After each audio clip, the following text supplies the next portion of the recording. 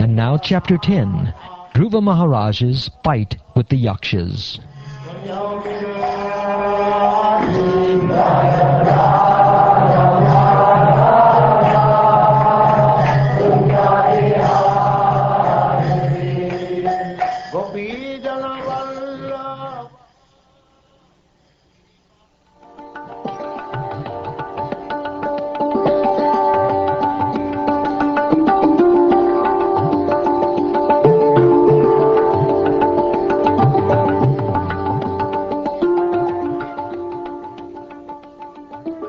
Great sage Maitreya said, "My dear Vidura, thereafter Dhruva Maharaj married the daughter of Prajapati Shishumara, whose name was Brahmi, and 2 sons named Kalpa and Vatsara were born of her. The greatly powerful Dhruva Maharaj had another wife named Ila, who was the daughter of the demigod Vayu. By her he begot a son named Utkala, and a very beautiful daughter. Dhruva Maharaj's younger brother, Uttama, who was still unmarried, once went on a hunting excursion and was killed by a powerful Yaksha in the Himalaya mountains. Along with him, his mother, Suruchi, also followed the path of her son. In other words, she died. When Dhruva Maharaj heard of the killing of his brother Uttama by the Yakshas in the Himalaya mountains, being overwhelmed with lamentation and anger, he got on his chariot and went out for victory over the city of the Yakshas, Alakapuri. Dhruva Maharaj went to the northern direction of the Himalayan range. In a valley, he saw a city full of ghostly persons who were followers of Lord Shiva. My dear Vidura, as soon as Dhruva Maharaj reached Alakapuri, he immediately blew his conch shell, and the sound reverberated throughout the entire sky and in every direction. The wives of the Yakshas became very much frightened. From their eyes it was apparent that they were full of anxiety. O hero Vidura, the greatly powerful heroes of the Yakshas, unable to tolerate the resounding vibration of the conch shell of Dhruva Maharaj, came forth from their city with weapons and attacked Dhruva. Dhruva Maharaj, who was a great charioteer and certainly a great bowman also, immediately began to kill them by simultaneously discharging arrows 3 at a time. When the heroes of the Yakshas saw that all their heads were being thus threatened by Dhruva Maharaj, they could very easily understand their awkward position, and they concluded that they would certainly be defeated. But as heroes, they lauded the action of Dhruva.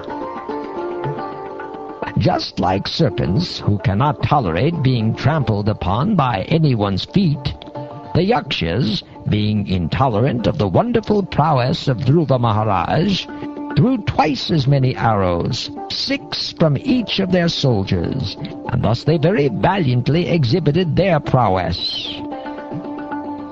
The Yaksha soldiers were 130,000 strong, all greatly angry and all desiring to defeat the wonderful activities of Dhruva Maharaj.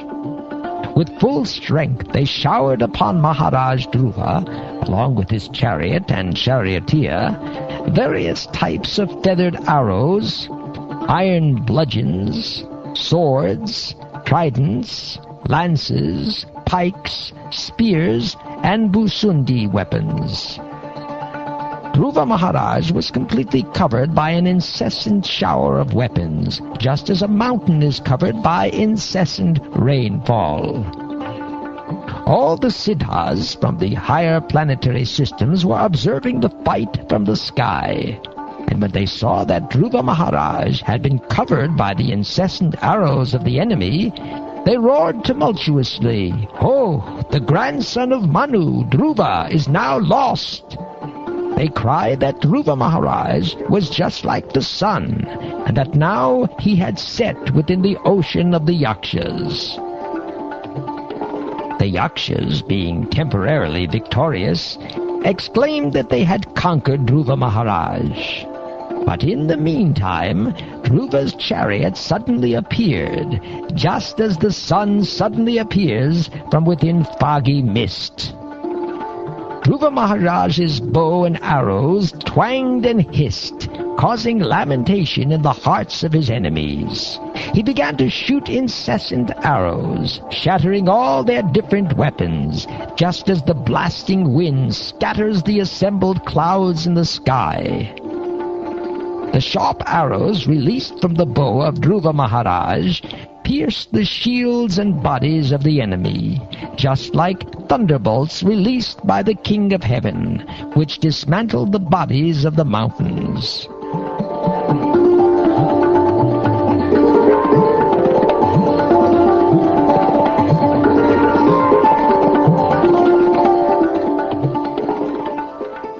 My dear Vidura, the heads of those who were cut to pieces by the arrows of Dhruva Maharaj were decorated very beautifully with earrings and turbans. The legs of their bodies were as beautiful as golden palm trees. Their arms were decorated with golden bracelets and armlets, and on their heads there were very valuable helmets bedecked with gold. All these ornaments lying on that battlefield were very attractive and could bewilder the mind of a hero. The remaining Yakshas, who somehow or other were not killed, had their limbs cut to pieces by the arrows of the great warrior Dhruva Maharaj. Thus they began to flee, just as elephants flee when defeated by a lion. Dhruva Maharaj, the best of human beings, observed that in that great battlefield not one of the opposing soldiers was left standing with proper weapons. He then desired to see the city of Alakapuri, but he thought to himself, "No one knows the plans of the mystic Yakshas." In the meantime, while Dhruva Maharaj, doubtful of his mystic enemies, was talking with his charioteer, they heard a tremendous sound, as if the whole ocean were there, and they found that from the sky a great dust storm was coming over them from all directions.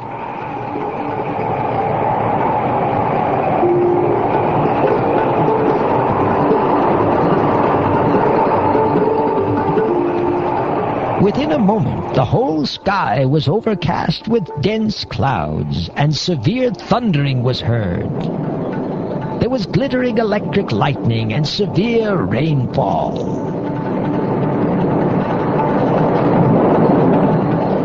My dear faultless Vidura, in that rainfall there was blood, mucus, pus, stool, urine, and marrow falling heavily before Dhruva Maharaj, and there were trunks of bodies falling from the sky.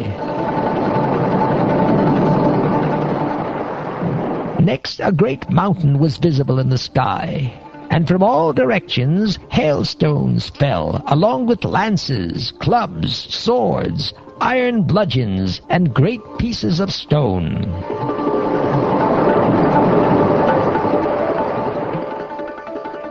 Dhruva Maharaj also saw many big serpents with angry eyes, vomiting forth fire, and coming to devour him, along with groups of mad elephants, lions, and tigers. Then, as if it were the time of the dissolution of the whole world, the fierce sea, with foaming waves and great roaring sounds, came forward before him.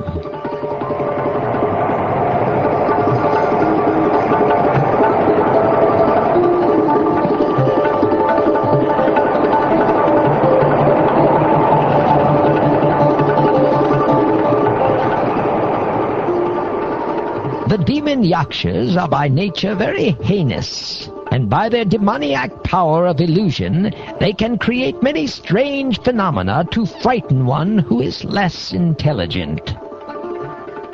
When the great sages heard that Dhruva Maharaj was overpowered by the illusory mystic tricks of the demons, they immediately assembled to offer him auspicious encouragement.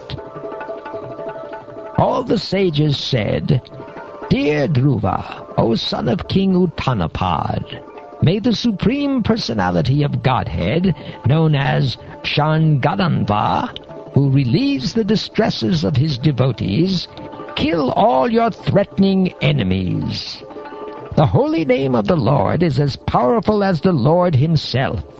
Therefore, simply by chanting and hearing the holy name of the Lord, many men can be fully protected from fierce death without difficulty. Thus, a devotee is saved."